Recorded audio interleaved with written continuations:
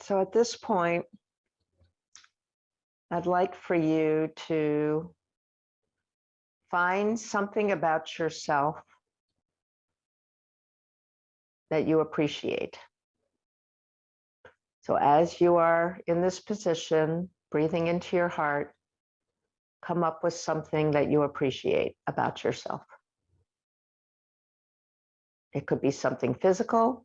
It could be something, your work ethic. It could be your smile. It could be whatever it is.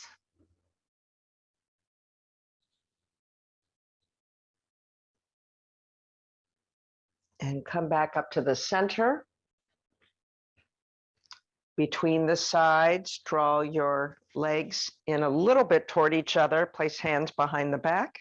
So we're going to continue that exploration of finding some things about ourselves that we can love or appreciate.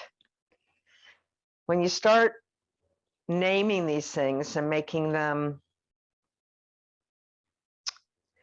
apparent, they don't feel quite as uncomfortable. It's kind of getting in the habit, because unfortunately, culture teaches us to be out of the habit of saying nice things to ourselves. That's considered conceited or not humble, and we're supposed to be humble. But I think if you find things about yourself that you love, you're going to have an easier time finding things about other people that you love. That's my view, and the view of some interesting researchers who've been studying centenarians, people who live over 100. They say nice things to themselves all the time. Like, they accept compliments. They don't just brush them off and say, I can't say nice things about myself. So go ahead and get settled in. I'm training you to do this, guys, in a very safe place. See, nobody has to hear you. You can say the nice thing to yourself in a room all by yourself. So find something else you like about yourself as you're breathing in and out of your heart.